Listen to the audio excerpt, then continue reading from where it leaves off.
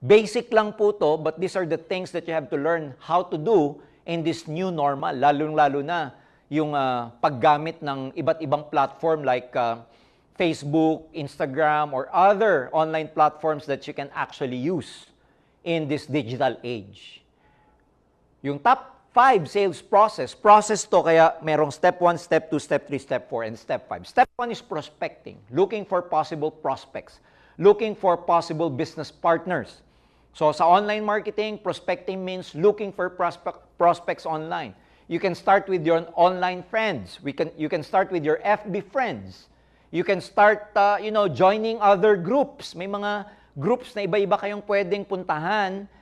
Actually, in layman's term, ang tunay na networking, yung naghahanap ka ng iba't ibang kakilala para mag-expand yung network mo. And ngayong digital age, dapat maging creative ka para mag-expand yung network mo.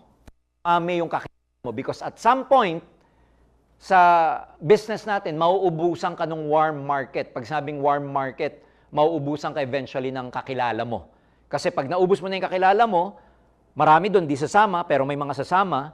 Pero syempre, hindi mo naman pwedeng balikan lagi yung mga ayaw.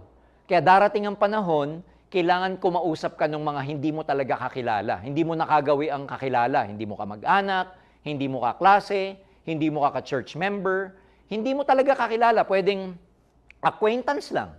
Kaya importante na, mag-expand yung kakilala mo online. So, pwede kayo mag-join sa iba't ibang grupo, pwede kayo mag-join sa iba't ibang groups in Facebook just to look for prospects. Walang masama doon because ang tunay na mga negosyante, ini-expand nila ang kanilang network for more clients.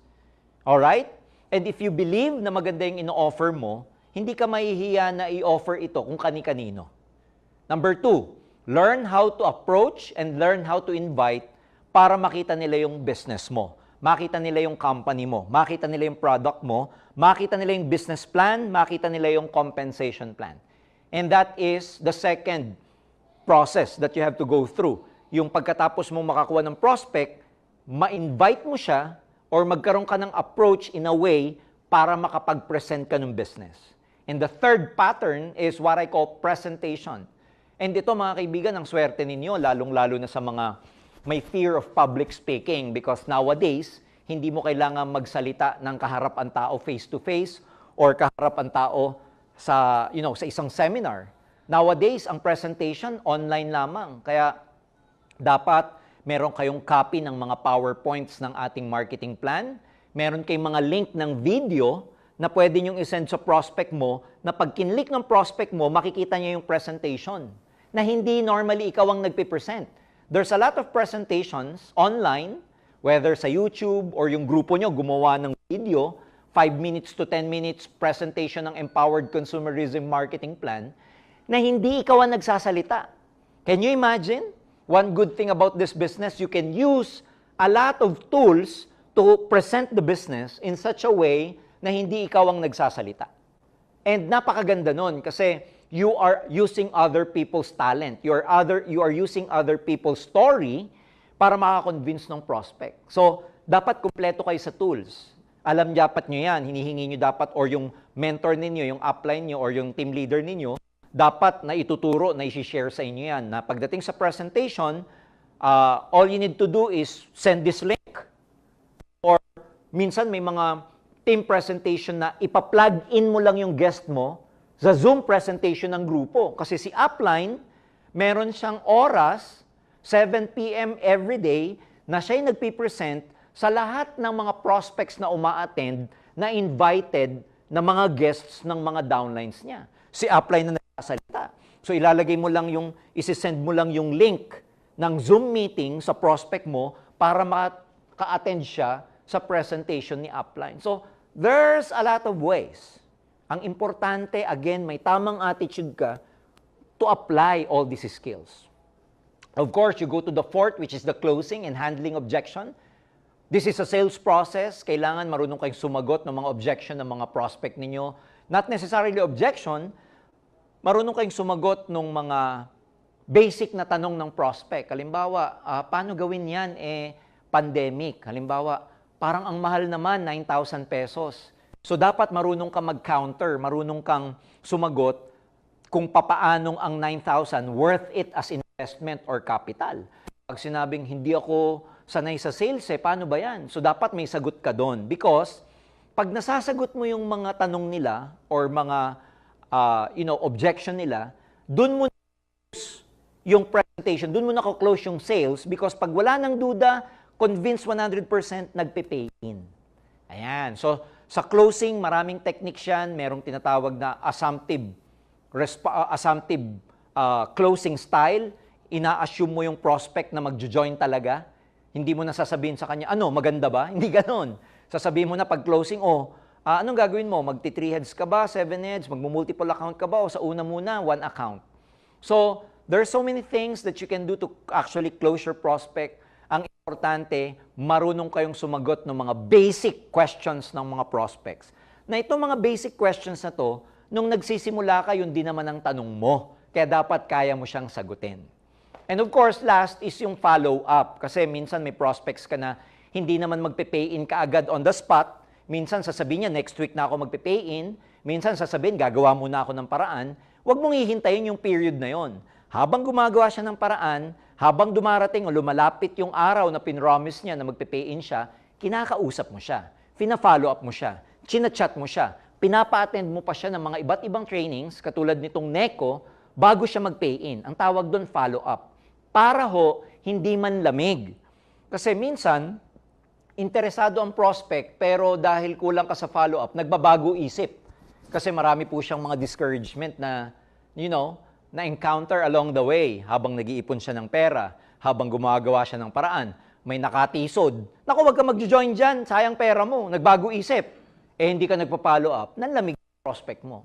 So, dapat, kung gaano kayo kasipag sa prospecting, ganun din kayo kasipag sa follow up. The truth is, mga kaibigan, importante itong sales process na to kasi ito ang ginagawa para makapag-build ng grupo.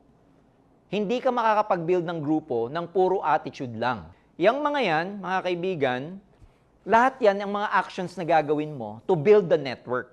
Pakikipakita yung network. Itong mga actions na to, yan ang kakailanganin mo para ma-build mo yung network mo. Isa-isay natin, ha? So, yung actions, alright, that will build the network. Okay? Yung network, pagka yung network naandyan, yan ang nagkikreate ng sales. The bigger the network, the bigger the sales. Saan po galing ang kikitain natin? Syempre, sa benta, sales. Ang tawag natin sa kita, commission or profit. Walang ibang makikinabang na mga commission and profit na yan, kundi ikaw. And ikaw din, you yourself will have to take the actions necessary to become or to build your organization. So again, madaling intindihin, the bigger the network, the bigger the sales. The bigger the sales, the bigger is your commission. Ayan, pakita natin yung commission, Janelle. Yan.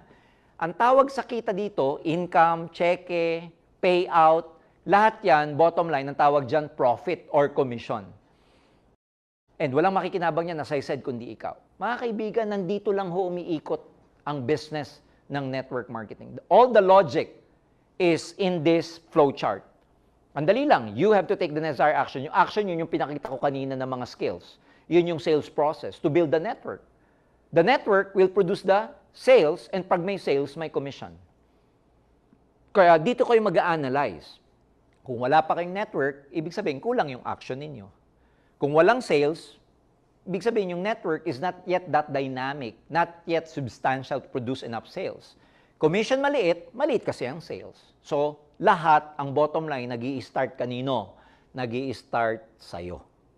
So that's why, in this business, your success is in your hands. Kaya walang, you cannot expect other people to do your own push-ups for you. Ikaw ang gagawa ng success mo sa business na ito. Hindi si Upline, hindi si Doc Ed, hindi kami.